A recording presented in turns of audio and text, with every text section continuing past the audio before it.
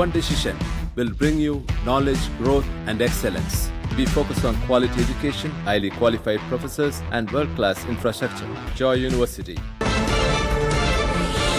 திராவிடர் கழக மாநாடு நடத்த அனுமதி அளிப்பதில் என்ன சிக்கல் என்று உயர்நீதிமன்ற நீதிபதி கேள்வி எழுப்பியிருக்கிறார். நீட் தேர்வுக்கு எதிராக நெல்லையில் மாநாடு நடத்த திகாவுக்கு அனுமதி அளிப்பதில் என்ன சிக்கல் என்று கேள்வி எழுப்பியிருக்கிறார் உயர்நீதிமன்ற நீதிபதி.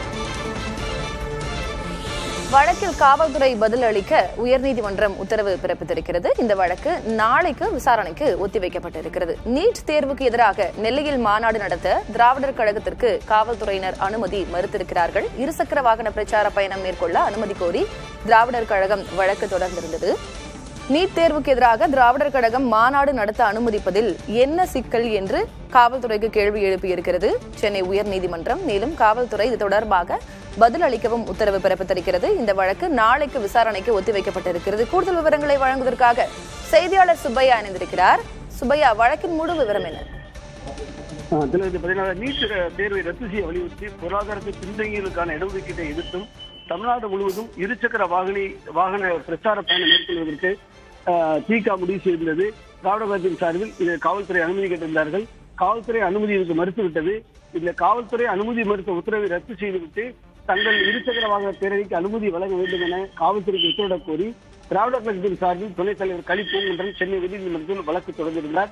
இந்த வழக்கை விசாரித்த சென்னை உயர்நீதிமன்றம் பேரணியில் எத்தனை இருசக்கர வாகனங்கள் பயன்படுத்தப்படுகின்றன, எத்தனை பேர் பங்கேற்க உள்ளனர், எந்த இடத்தை தொடங்கி எங்கு முடிகிறது உள்ளிட்ட விவரங்களை இந்த தாக்கல் செய்யுமாறு உத்தரவிட்டிருந்தார்கள். இதனைத் தொடர்ந்து இந்த வழக்கு நீதிபதி லட்சுமி முன்பு விசாரணைக்கு வந்தது. அப்போது மனுதாரர் தரப்பில் ஆஜரான மூத்த வழக்கறிஞர் ரவீந்திரன் இருசக்கர வாகன பேரணி சென்னையை தொடங்கி திருவண்ணாமலை, ஆரணி, திருப்பத்தூர், திண்டிவனம் உள்ளிட்ட பேரணி தொடங்கும் இடங்கள் உள்ளிட்ட விவரங்களை தாக்கல் செய்தார். மேலும் பேரணி நிறைவடையும் நாளான ஆகஸ்ட் 25ஆம் தேதி அன்று நீட் தேர்வுக்கு எதிராக திருநெல்வேலியில் மாநாடு நடத்த அனுமதி கேட்டிருப்பதாகவும், ஆனால் அனுமதி கேட்ட மனுவை காவல்துறை நிராகரித்து விட்டதாகவும் தெரிவித்தார்.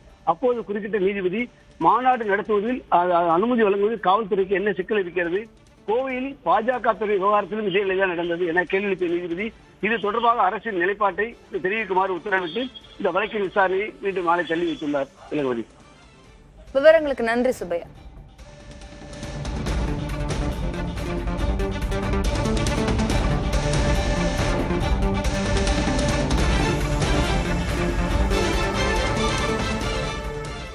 One decision will bring you knowledge, growth, and excellence. We focus on quality education, highly qualified professors, and world-class infrastructure. Joy University.